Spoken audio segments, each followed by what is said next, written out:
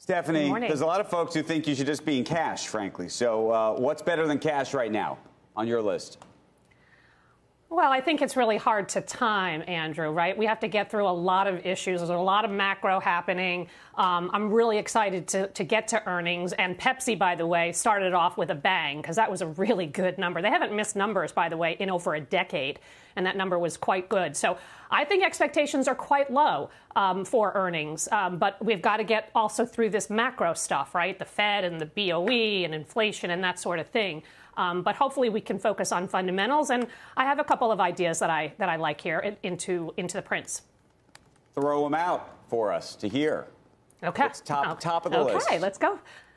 Let's go. Schlumberger, I have recommended this for a long time, and the stock is up a lot year to date, up 40%. However, it's the #1 oilfield service company in the world. They are focusing on technology and the digital technology. They make their customers more efficient, and that gives them pricing power. And they guided for margins to be up 200 basis points this year.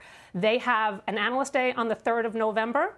And I think that it will be a nice positive catalyst as they showcase what their technology can do. Hey, Steph, I've thought about the stock, though. Given how much it's already moved, how much higher do you think it can move versus how much, on the risk, on the downside, how do you see that?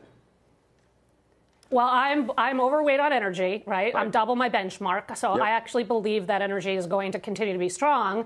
What I think is underappreciated, Andrew, and we haven't seen it yet, is the international recovery. We have seen a recovery here in the States, not internationally. So I think they have a very big exposure overseas and around the world. So I think that it's trading actually at the cheapest of the big four in terms of oil field services industry. So I think it goes higher. I think it goes a lot higher.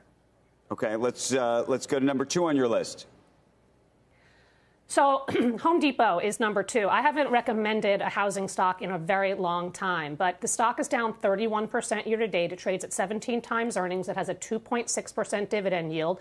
They are the #1 home improvement company. They actually focus more on remodels, restoration, pro. There's 195 million homes in the United States, and the vast do not change hands. And so they have to fix up their homes. And I think that plays right into the strength of Home Depot. And it's not an undiscovered stock. It's just that it's down so much. And I like the valuation.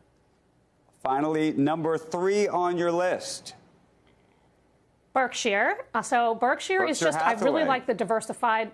Yes, I like the diversification, right? They have pricing power in their insurance business and energy business. The discretionary businesses are doing quite well. Rail volumes are going to be soft, but they can offset that with pricing. And I think supply chains, as they get fixed, that's going to help volumes and margins. And they have $106 billion in cash.